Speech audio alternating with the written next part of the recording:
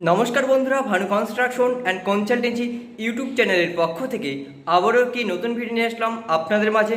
আজকের এই ভিডিওতে আলোচনা করব বাড়ির কোন কোণে কি নির্মাণ করবেন বা বাড়ির কোন দিকে কি নির্মাণ করবেন। বাস্তুশাস্ত্র বিষয়টি সিভিল ইঞ্জিনিয়ারিং এর সঙ্গে ওতপ্রোতভাবে জড়িত, কারণ একটি সঠিক ও নির্ভুল বাড়ি নির্মাণ করতে হলে বাস্তুশাস্ত্রের বিষয়গুলি মাথায় রেখে একটি বাড়ির প্ল্যান তৈরি করতে হয়। বাস্তু কথার অর্থ হলো বাড়ি, আর বাস্তুশাস্ত্র কথার অর্থ হলো স্থাপত্য বিজ্ঞান।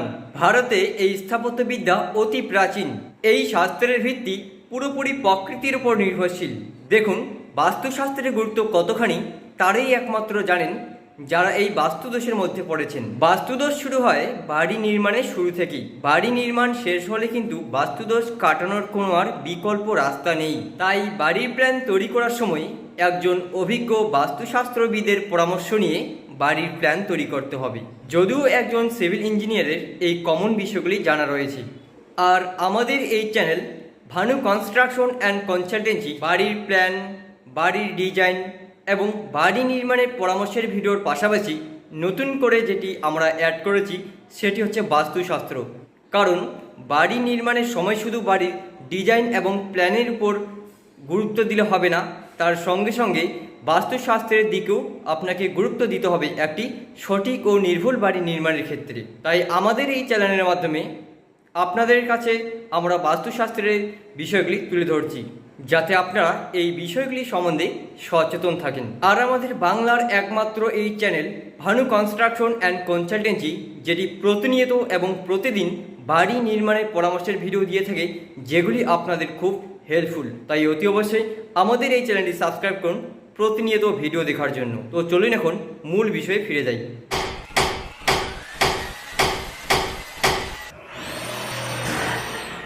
আমরা সবাই জানি 10টি দিক রয়েছে।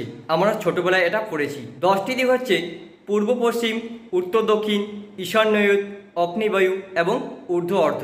এই কোণগুলির মধ্যে বা এই দিকগুলির মধ্যে বিশেষ 4টি দিক মেনে বা বিশেষ 4টি কোণ মেনে আপনাকে বাড়ি নির্মাণ করতে হবে। এই 4টি কোণ হলো ঈশান্যয়ন, অগ্নি, বায়ু। এবার আমরা একের পর এক আলোচনা করব। নাম্বার 1, ঈশান কোণ। বাড়ির পূর্ব ও উত্তর কোণটিকে ঈশান কোণ বলা হয়, যেমনটা আপনারা ছবিতে দেখতে পাচ্ছেন। এই কোণটিকে ঈশান কোণ বলা হয়। এই কোণের অধিপতি গ্রহ হচ্ছে বৃহস্পতি এবং এই কোণের অধিপতি দেবতা হচ্ছে শিব। এই কোণে ঈশ্বর সাধনা, পূজা অর্চনা, উপাসনা করা কিন্তু একান্তই প্রয়োজন। অর্থাৎ এই কোণে ঠাকুর ঘর করা খুবই দরকার।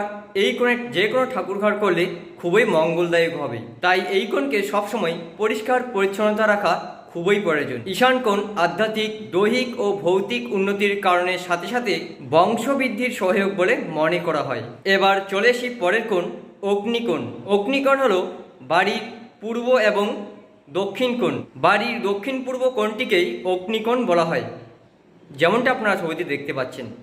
অগ্নিকোণের অধিপতি দেবতা হলো অগ্নি, তাই এই কোণে সবসময় হিট উৎপন্ন হয়। তাই এই কোণে রান্নাঘর করা সব থেকে ভালো।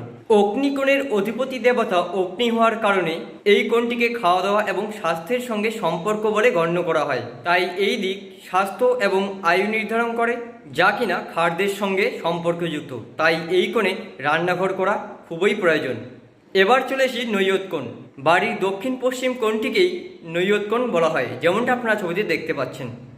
এই কোণ জীবনে যে কোনো ঘটনার উপর প্রভাব সৃষ্টি করে। এই নৈয়ত কোণে ভারী ধরনের জিনিসপত্র রাখবেন, যেমন বাড়ির গ্যারেজ। এই স্থান গৃহস্বামীর শয়নকক্ষের জন্য উপযুক্ত একটি স্থান। এবার চলে আসি পরের কোণ, বায়ুকোণ। বাড়ির উত্তর পশ্চিম কোণটি হলো বায়ুকোণ। বায়ুকোণের অধিপতি দেবতা হলো বায়ু। এই বায়ুকোণটিতে টয়লেট বাথরুম বানাবেন। এই কোণটিতে আপনারা স্নানগারও বানাতে পারেন। আর এই কোণটিতে বাচ্চার পড়াশোনা হিসেবে যথেষ্ট ভালো। তো বন্ধুরা, আজকের এই ভিডিওতে আমরা 4টি কোণ নিয়ে আলোচনা করলাম এবং এর পরবর্তী ভিডিওতে আমরা বাস্তুশাস্ত্রের বিভিন্ন বিষয় নিয়ে আলোচনা করব। এর পাশাপাশি আমরা এই চ্যানেলে বাড়িঘরের নির্মাণের যে বিষয়, সেই বিষয়গুলি আপনাদের সামনে তুলে ধরি। ভিডিওটি কেমন লাগলো অবশ্যই আমাদের কমেন্ট বক্সে কমেন্ট করে জানাবেন। আর আপনি যদি আমাদের এই চ্যানেলে নতুন হয়ে থাকেন তাহলে অবশ্যই আমাদের এই চ্যানেলটি সাবস্ক্রাইব করে পাশে থাকবেন। ধন্যবাদ।